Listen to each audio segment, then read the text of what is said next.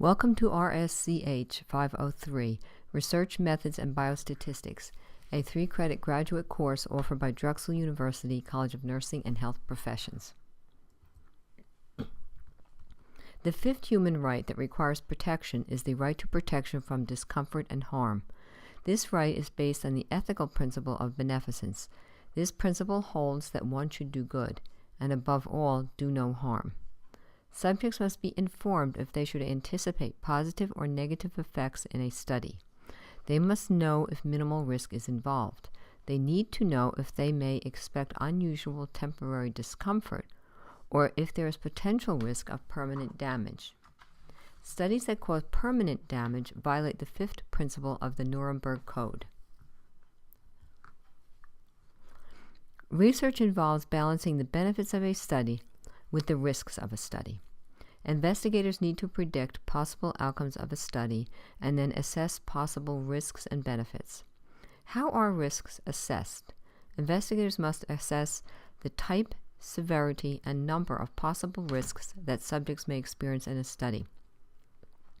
Risks can be physical, emotional, social, and economic, and perhaps other types based on the study itself. Investigators assess the risk-to-benefit ratio. If benefits are better than or equal to the risks, then approve the study. If the risks outweigh the benefits, then reject the study. Informed consent is critically important in research involving human subjects. What does informing the potential subject mean? Informing is the transmission of essential ideas and content about the study by the investigator to the prospective subject. What does consent mean? Consent is the prospective subject's agreement to participate in a study as a subject. Agreement that the subject comes to after fully understanding the information provided by the investigator. As defined by the Nuremberg Code, informed consent involves disclosure of essential information, comprehension, competence, and voluntarism.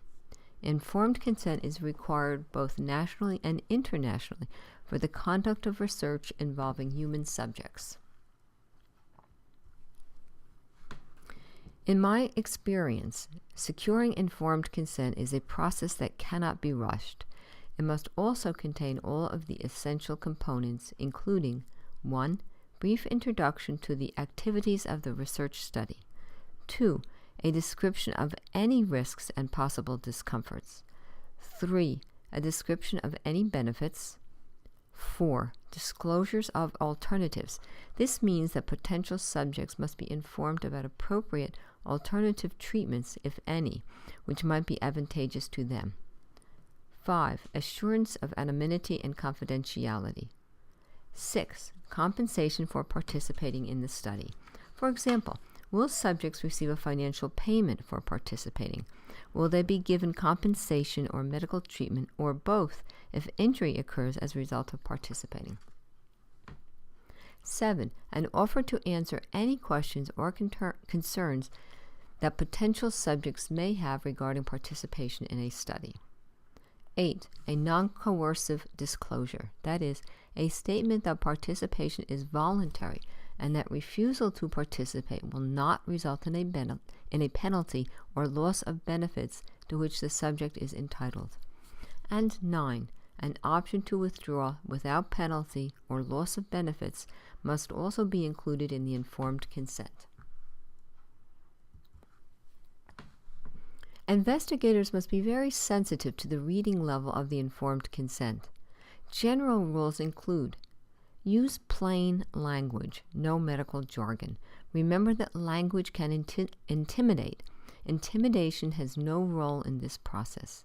Using a reading level no higher than the 8th grade. Depending on the research situation, lower levels may be warranted. Use clear, concise sentences. As a colleague of mine once said, remember that informed consents are not essay contests. It is extremely valuable to pilot test your informed consent. An investigator may be amazed at how helpful pilot test information can be to appropriately revising a consent form tailored to your accessible population's reading level and health literacy awareness. An Institutional Review Board, or IRB, is a committee that reviews research to ensure that the researcher is conducting the research ethically and is protecting human rights. IRBs must ensure that all human subjects research is conducted in accordance with all federal, institutional, and ethical guidelines. IRBs have members of diverse backgrounds to promote a thorough and fair review of research proposals conducted in institutions. Institutional IRBs must register through a system maintained by the United States Department of Health and Human Services. As of 2009, every institutional IRB must review its registration and renew it every 3 years.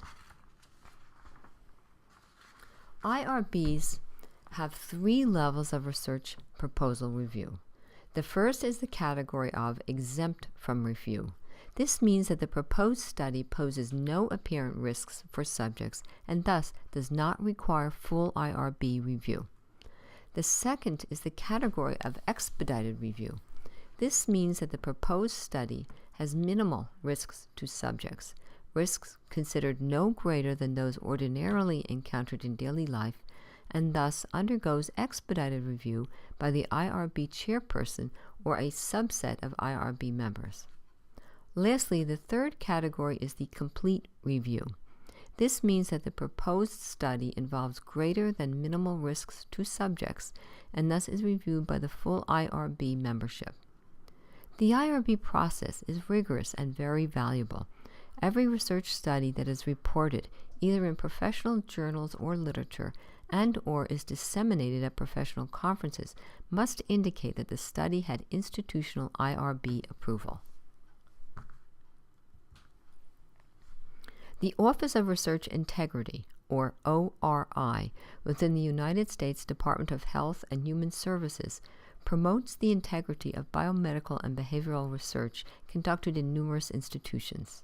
The ORI has defined key terms in research misconduct.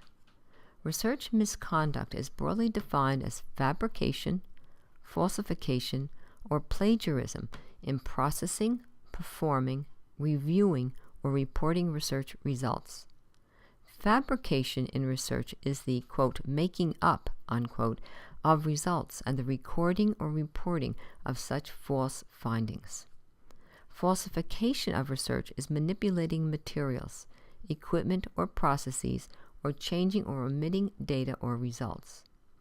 Plagiarism is the appropriation of another person's ideas, processes, results, or words without giving appropriate credit.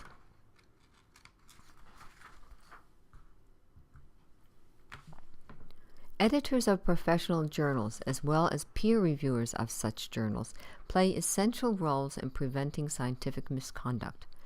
Peer reviewers play key roles in assessing the quality and publishability of a research manuscript.